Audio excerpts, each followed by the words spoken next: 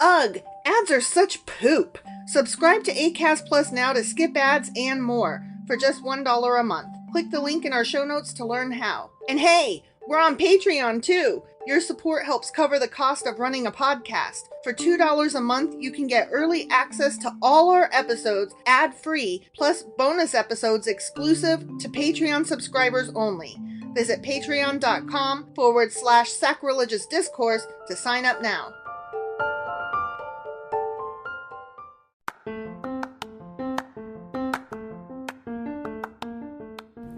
Welcome to Sacrilegious Discourse. I'm husband. And I'm wife. Together, we're reading the Bible for the very first time. We grew up without religion and wanted to know what all the fuss was about. Well, what have we learned so far? That God is a dick, and apparently some people believe in talking donkeys. We're not trying to pass ourselves off as experts. Nope, we're just reading the Bible for the first time and giving our first take reaction. If you'd like to join us in this venture, you might consider starting at episode 1. Otherwise, jump in wherever you like. All right, let's go read the Bible. Yeah, let's get to it. Husband! Wife! Do you remember what happened yesterday? No. What? Well... Well, I mean, we talked about He-Man. We did. Job said some things. He did. I don't really remember much beyond that, honestly. We got so sidetracked that I kind of lost track of what we talked about, to be perfectly honest with you. Mostly, he was just going on about how God's cool or whatever. Okay, so that was it. That's nothing why it didn't I stick. agree with. I'm like, yeah, nothing that would be worth remembering. Yeah, in our minds. I loved it when he was questioning God. Yeah, but when he's like, yeah, he's my dude. I'm like, he's not my dude. So and is he though? Right? Yeah. So anyway, that was Job chapter 26. Sure as fuck was. And today we'll be reading Job chapter 27. All right, let's go do this. Okie dokie.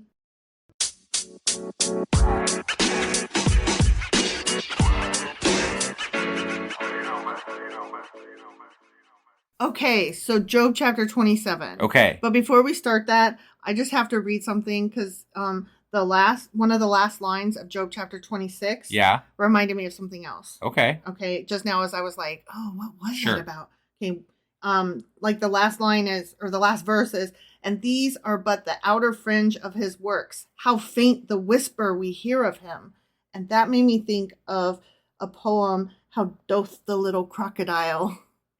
I don't. Yeah. You don't know that? No. Okay. It's from Alice in Wonderland by Lewis Carroll.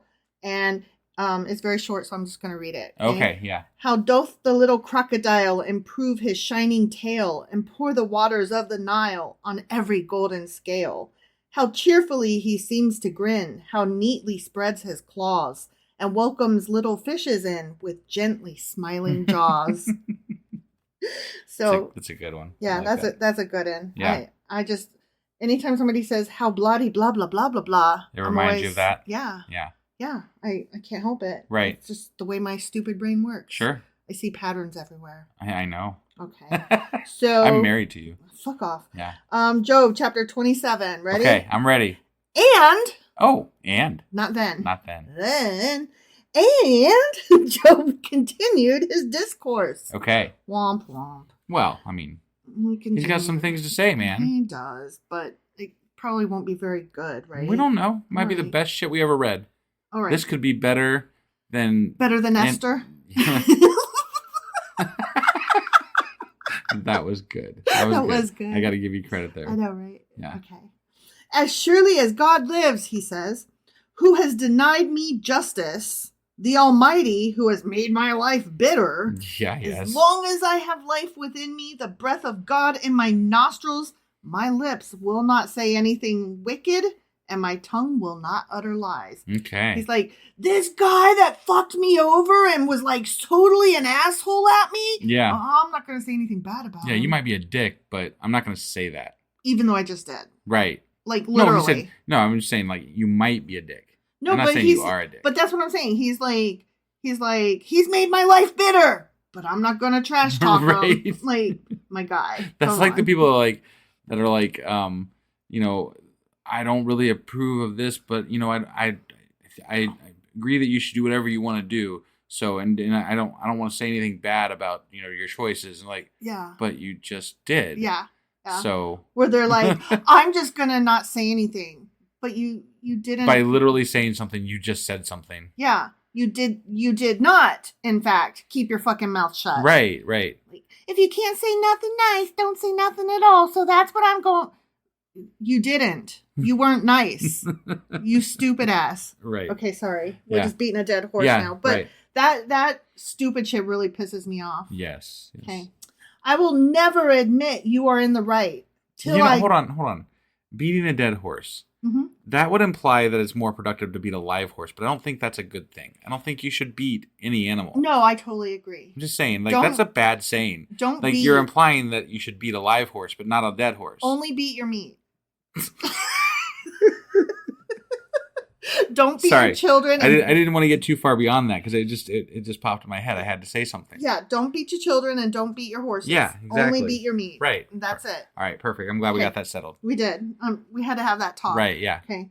I will never admit you are in the right till I die. I will not deny my integrity.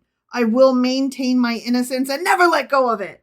My conscience will not reproach me as long as I live. So he's telling his friends, I ain't going to say that God's a dick even though he's being dickish, but I'm also not going to say I'm wrong. Yeah.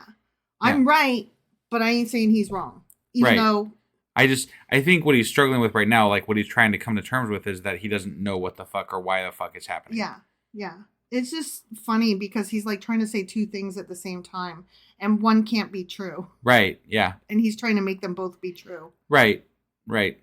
May my enemy be like the wicked, my adversary like the unjust. For what hope have the godless when they are cut off, when God takes away their life? But we've covered this two different ways. Mm-hmm. Job said how much they live and prosper, mm-hmm. and then he's also like, but yeah, they also die and don't do well. Mm-hmm. So which is it? Do they? It's just whatever happens to whatever. Yeah. That's all it is. Whatever happens to whatever. I mean, I'm serious. Like you can't. All religion is trying to attribute shit to things that are happening, right? And things happen to all kinds of different people. Good, bad, ugly, pretty, whatever. Doesn't fucking matter. Things happen to people. Mm-hmm. Shit happens. Mm-hmm. Good things happen, bad things happen, and people want to put it on God. I don't know why. I wish they'd put it on themselves or the person that did the thing. Or bad luck. Instead of, right, like, just, it is what it is, you know? Sometimes people get cancer. But, like, if I do something good for somebody, I don't want them to be like, oh, thank God, I really needed this. No, thank me, you fucker.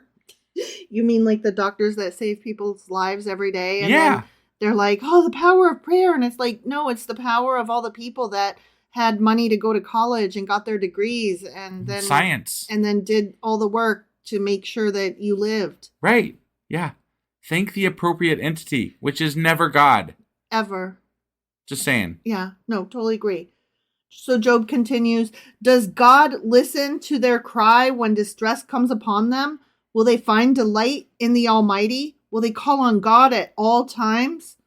I mean, I don't know. I don't know. Evil people gonna evil, whether there's a God or not. I mean, we've run across some evil people that seem to call on God a lot. Oh, yeah. Crazy in the Bible and in real life. Yeah.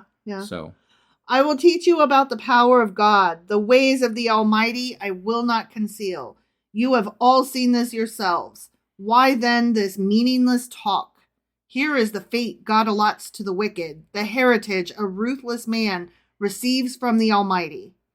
However many his children, their fate is the sword. His offspring will never have enough to eat because we do like to punish children. Yeah, this is back to the punishing the children, and that you're not actually punishing the sinner or whatever. Yeah. You're punishing his progeny, which is bullshit. It really is. And it's not just that. Like, God likes to go down 10 generations. That person in the 10th generation doesn't even fucking remember the person that got punished in the first place. Yeah, or what they did. And it's like, wow, did they do something that was bad enough to be punished? People who weren't even born? But if the person is truly evil or bad, right? Mm-hmm. Why would they give a fuck whether you...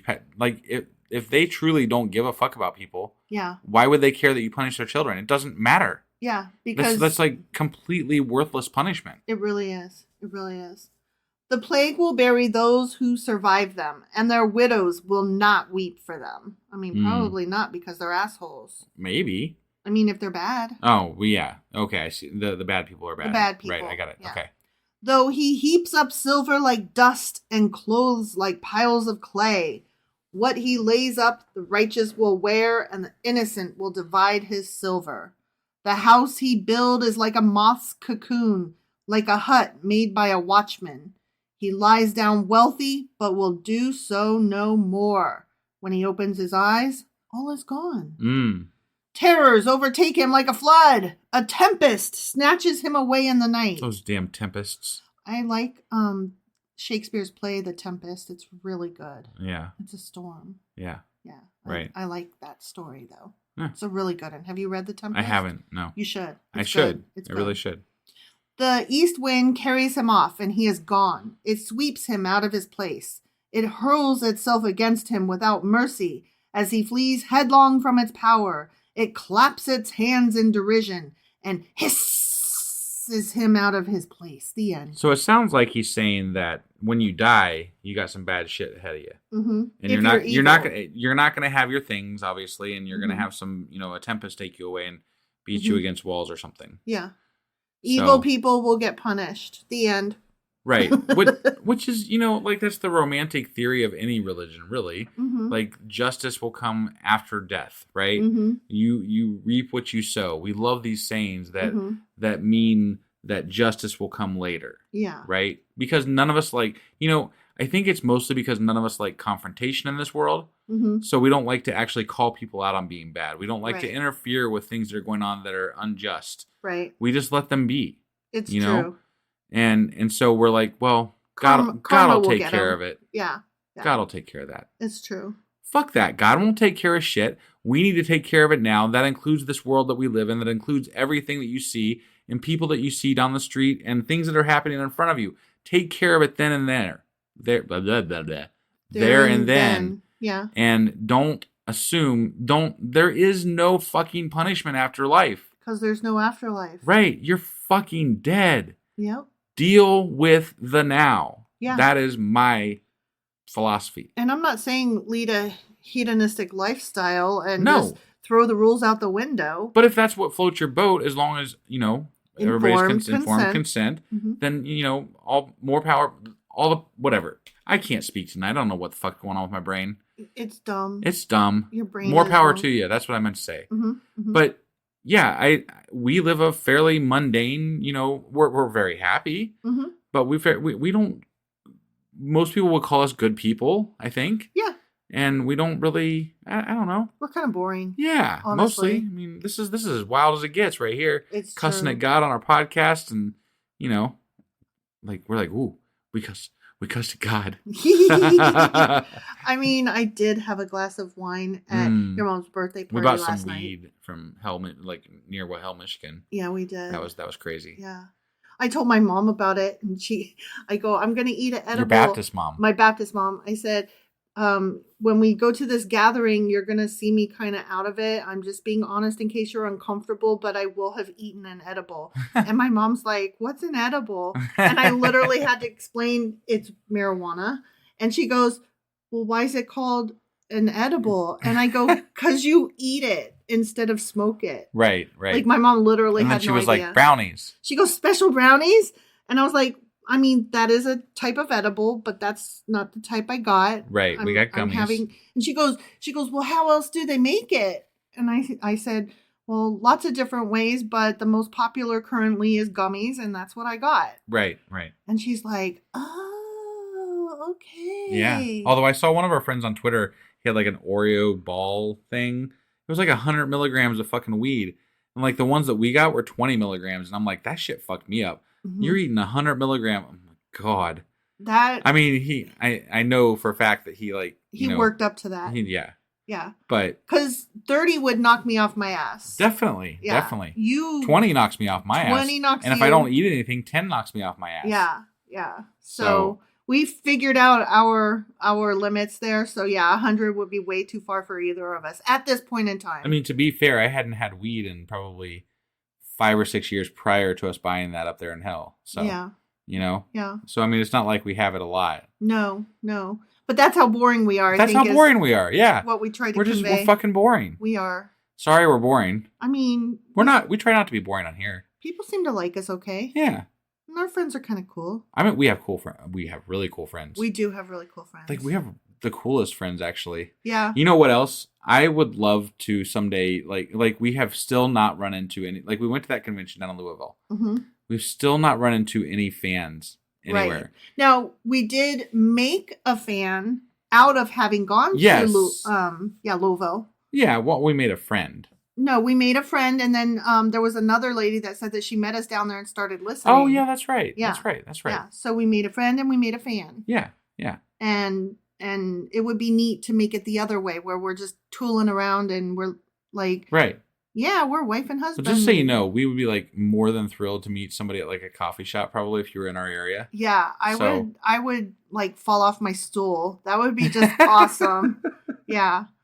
So if any of y'all are in like the Dayton or Cincinnati area, just, give us a shout out and tell us you're going to be here. Honestly, even Columbus, we would make the trip out. I think we would? Well, if we got time.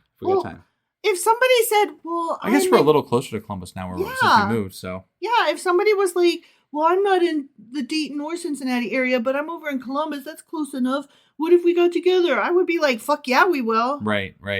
Yeah, there's some really great, rest stops along the way between Dayton and Columbus. Oh my God. There really is nothing but rest stops between Dayton and Columbus. That's sad. It's all country. Yeah.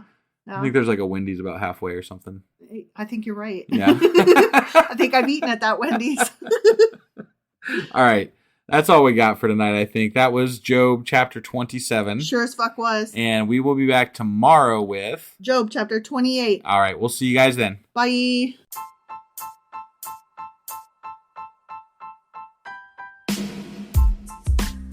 Hey, wife. I guess that's the end? But husband, that's just sad. It doesn't have to be. We are on lots of social media platforms like Twitter.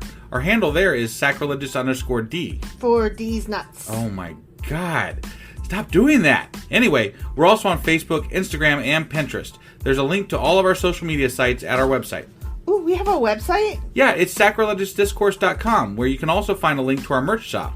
We have a merch shop? Yep. We have podcast-themed clothing, mugs, notebooks, and more, as well as an atheist and science-themed products. Wow, our fans should really go check that out right now. Definitely. They can get in touch with us by sending an email to sacrilegiousdiscourse@gmail.com. But before they do that, we could really use some help. Oh yeah? With what? Well, it's not free running the podcast, and we need some financial support in order to get better equipment, which will free up time so we can concentrate on our podcast and our fans. Okay, so what should they do? Head over to patreon.com/sacrilegiousdiscourse and sign up as a contributor on our podcast.